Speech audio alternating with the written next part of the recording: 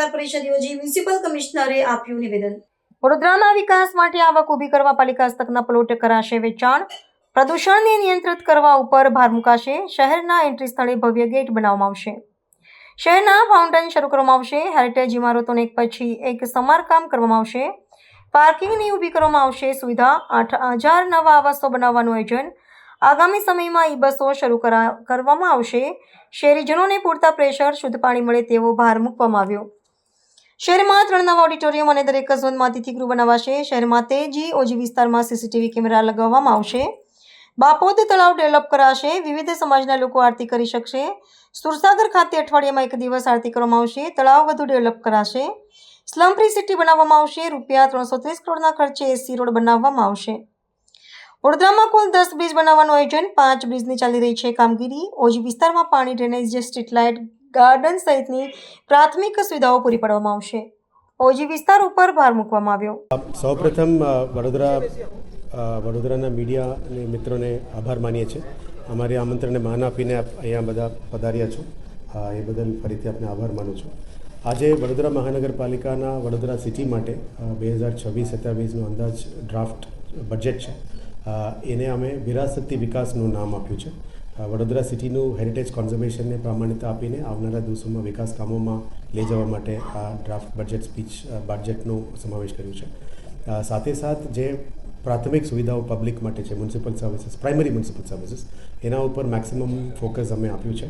અને સાથે કરીને નવું આવકના સ્ત્રોત ઊભું કરવા માટે લેન્ડ મોનેટાઇઝેશન અને મ્યુનિસિપલ બોન્ડ્સ ઉપર વધારે વેગ આપવામાં આવ્યું છે. પ્રાથમિક સુવિધાઓ મેક્સિમમ પબ્લિકને મળી જાય એ બાબતમાં ધ્યાને લઈને મેક્સિમમ વડોદરા સિટીમાં પાણીનું સ્ત્રોત ઊભું કરવા માટે ઈસ્ટ ઝોન અને સાઉથ ઝોનમાં જે પાણીનું ઇસ્યુઝ છે અને નોર્થમાં પણ જે છે એને પૂરું કરવા માટે નવું પાણીનું સ્ત્રોત ઊભું કરવાનું અને વોટર ડિસ્ટ્રીબ્યુશન નેટવર્ક માટે મેક્સિમમ ખર્ચ અમે લગભગ 800 કરોડની ખર્ચ એના ઉપર કરવાના છે. નેક્સ્ટ વડોદરા સિટીનું જે મેજર સમસ્યા છે વોટર રિસેશન અને ડ્રેનેજ, એના માટે પણ લગભગ 200 વર્ષ પહેલાં જે ડિસ્ટ્રીબ્યુશન નેટવર્ક કરવામાં આવ્યો હતો એ નેટવર્કને અત્યારે મોટા ડાયાવાળો ડ્રેનેજ સિસ્ટમ્સમાં લઈ જવા માંગીએ છીએ, જેથી કરીને સિટીની અંદર પ્રોપર ડ્રેનેજ થઈ શકાય અને પૂલ જેવા પરિસ્થિતિ ઊભું ના થાય એના માટે જે પગલાઓ લેવાના છે એના ઉપર વધારે મેક્સિમમ ભાર મૂકવામાં આવી છે.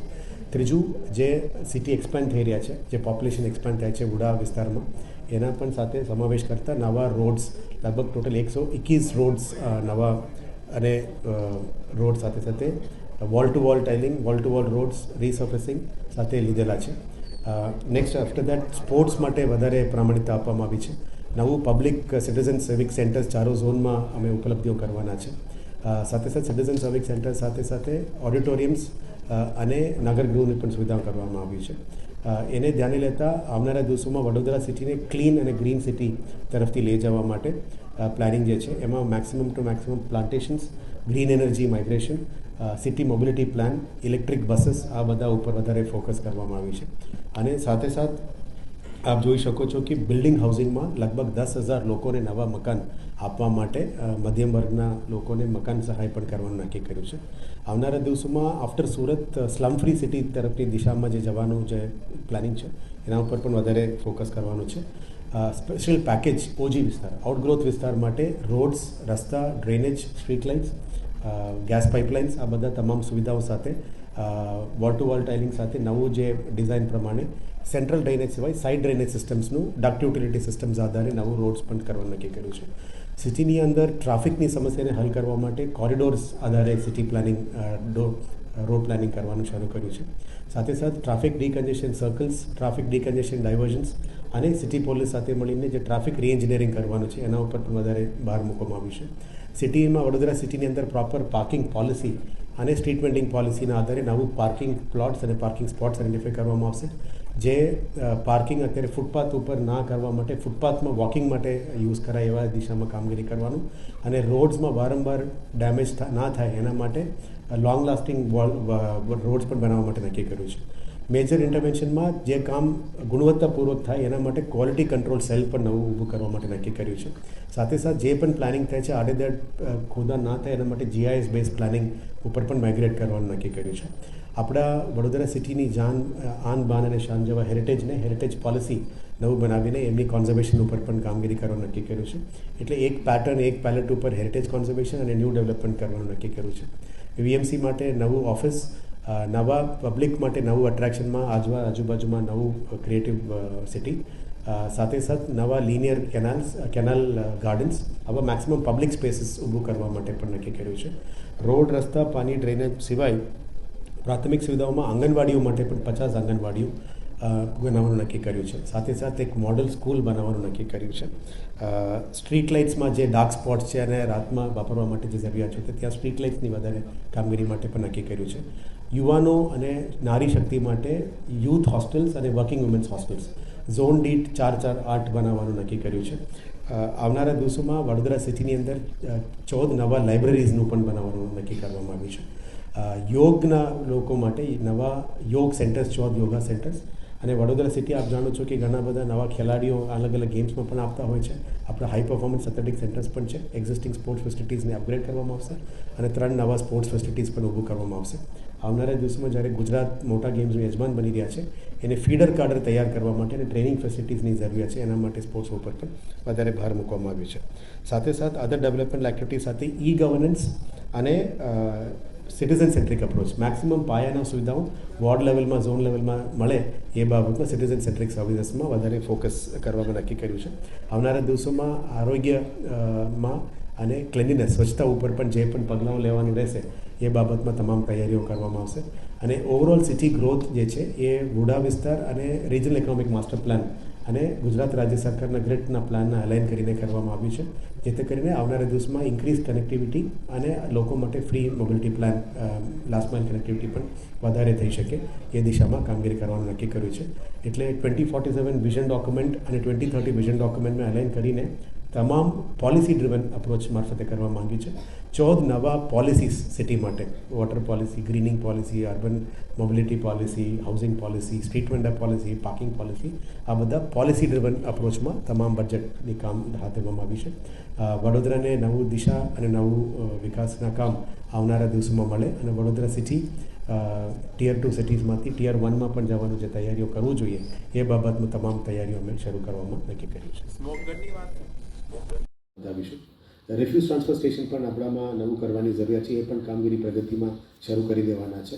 આવનારા દિવસોમાં સ્વચ્છતા સર્વેક્ષણના અંતર્ગત પણ જે પણ મેન્ડેટરી છે અને ઓવરઓલ સિટીને સ્વચ્છ રાખવા માટે હવે બ્યુટિફિકેશન, સિટી બ્યુટિફિકેશનમાં અત્યારે તમામ બ્રિડ્જીસ, વોલ્સ, આ બધામાં વડોદરાની જે ઓળખાણ છે આ બધાથી અમે સમાવેશ કરીને હેરિટેજ સ્ટ્રક્ચર્સ, નવું જે વસ્તુઓ છે કામગીરી શરૂ કરી છે. વરસાદી ગટર અને અલગ જગ્યામાં જે ખાસોની કામગીરી કરવાનું છે એમાં પણ અત્યારે પ્રગતિનું કામ અમે બતાવ્યું છે. અફોર્ડેબલ હાઉસિંગનું પણ અત્યારે પ્રગતિ હેઠળ છે. આવનારા દિવસોમાં 12 નવું DPR બની રહ્યા છે, જેથી કરીને 8000 મકાનો માટે પ્લાનિંગ પણ શરૂ કરી દેવામાં આવી છે.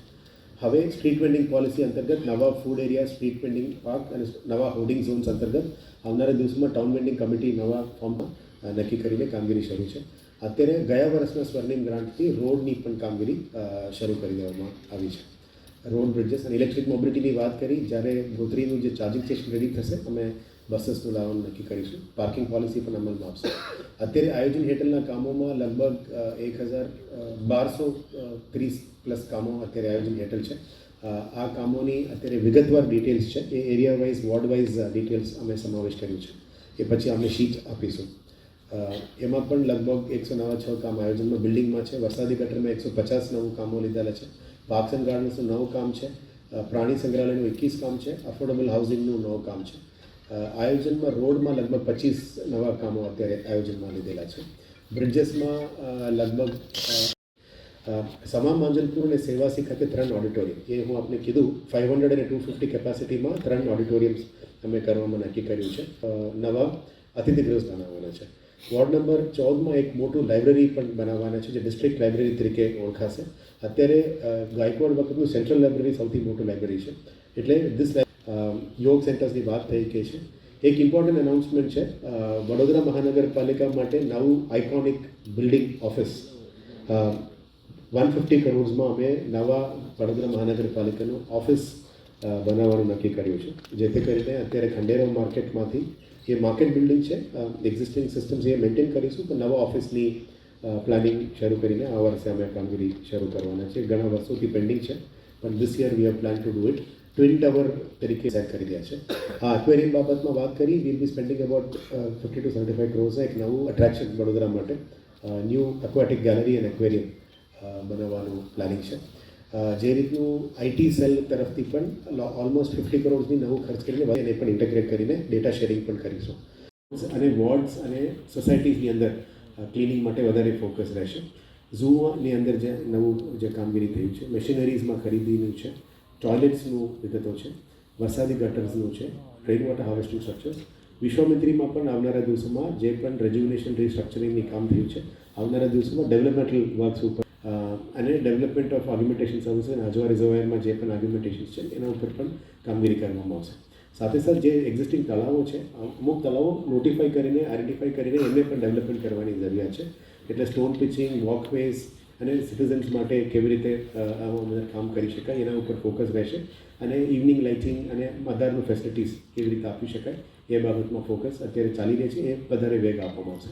અફોર્ડેબલ હાઉસિંગ અંતર્ગત અત્યાર સુધી 2701 લાભાર્થીઓને અમે લાભ આપ્યું છે. આવનારા દિવસોમાં આજે હું કીધું જે રીતનું 10,000 લોકો માટે પણ આવનારા દિવસમાં મહેનત કરીશું. યુસીડી અંતર્ગત અલગ અલગ સ્કીમ પીએમ સ્વનિર્ભર જે લોકો જે અત્યારેમાં લાભ લઈ રહ્યા છે તૈયારીઓ છે. ગૌરવપથ જે કરવામાં આવી છે આવનારા દિવસોમાં as a told you new Gauravpath will also B done.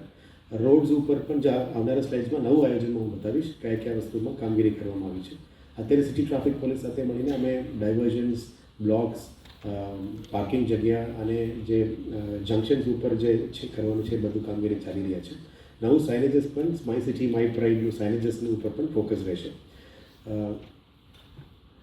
પ્રગતિ હેઠળનું કામોની એક ઝલક છે. અત્યારે મેજર એક 75 MLDનું વોટર ટ્રીટમેન્ટ પ્લાન્ટ નિમેટા ઉપર કામગીરી ચાલુ છે. એક ઇન્ટેક વેલ પંપ હાઉસનું કામ ચાલુ છે રાયકામાં.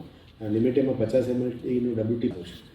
સાથે સાથે નવું વોટર ટાંકીસ લગભગ 6 જગ્યાએ અમે સિમ્બોલિકલી બતાવ્યું છે, પણ આવનારા દિવસોમાં વોટર ટાંકી અને એની catchment area ward wise, zone wise એની ડિસ્ટ્રીબ્યુશન સિસ્ટમ થાય એ રીતના માટે આર્ગ્યુમેન્ટેશનમાં કામગીરી કરીશું. એ એક ઝલક બતાવ્યું છે જે કામગીરી અત્યારે પ્રગતિ હેઠળ છે.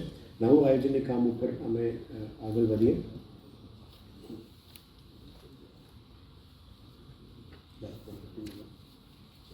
ઓકે, થોડું જસ્ટ રન થ્રુ કરીશું. This is also Ajwa safari park